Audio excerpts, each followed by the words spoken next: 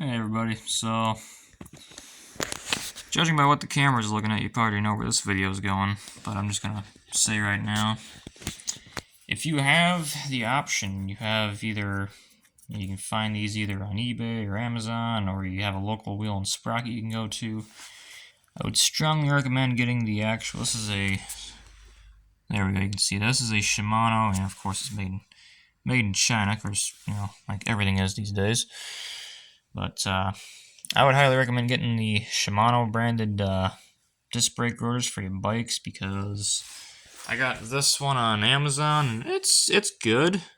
Don't get me wrong, but I don't know if you can tell, but there is some slight heat checking. It's not, yeah, you can't see it in the camera, but unfortunately, but there's actually even a little tiny bit of discoloration, basically heat checking on the outer edge here.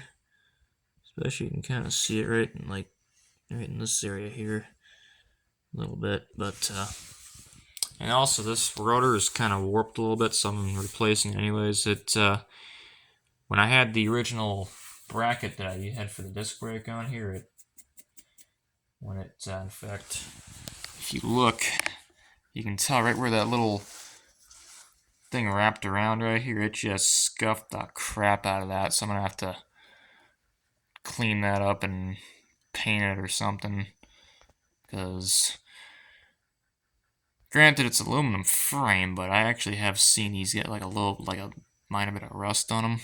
Mostly just surface stuff, doesn't really add up to much, but yeah, see, this is the new bracket, so if you're looking on eBay or Amazon, I think I got this on Amazon. And I know that, yeah, there's some good parts and bad parts on both sites, and even most of the stuff you get wheel and sprocket's probably pretty good, but yeah, that one I got on there. So, but anyways, this particular rotor I'm changing out.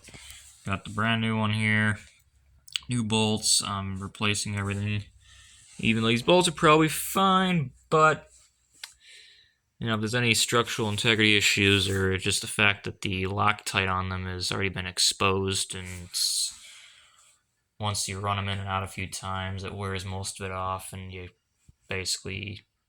kind of lose that Loctite. So it's better to, unless you have just the stuff in the tube, you can put a little bit on the, add a little bit more to the bolts as you put them in there.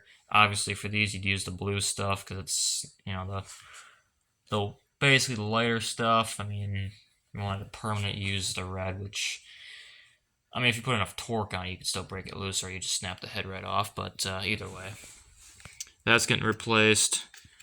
But yeah, when I was trying to say is when I had the original bracket on there, this entire rotor, or caliper, sorry, could move back and forth, and one day when I went to hit the back brake, it actually locked on the rotor and bent forward, like this thrust angled forward, and it actually bound. This entire rotor was like bent on an angle, and it bound it, and it was actually skipping the back tire, because it bound up, and I guess, I don't know if you want to call it torque locked, but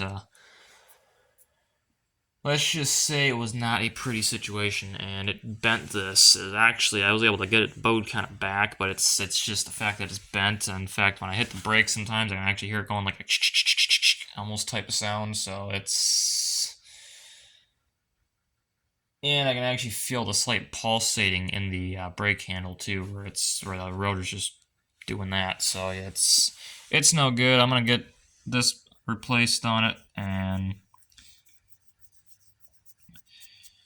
I personally, because I got this one on the front, I don't know if you can see on the front wheel, it's the exact same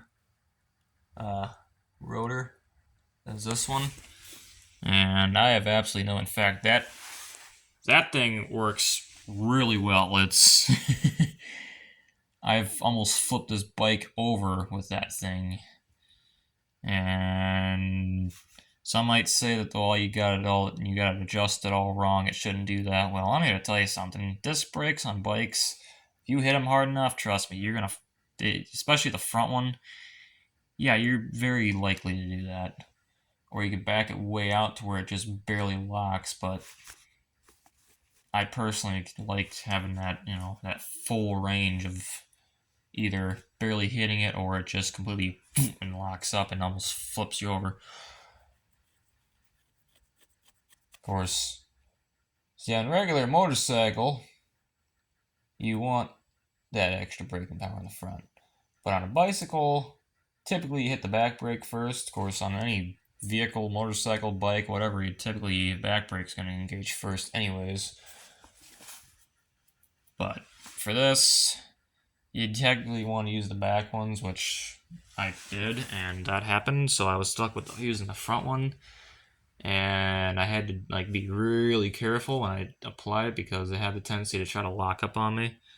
Not because it's a bad brake or it's badly adjusted, it's just it worked that well. I got brand new brakes on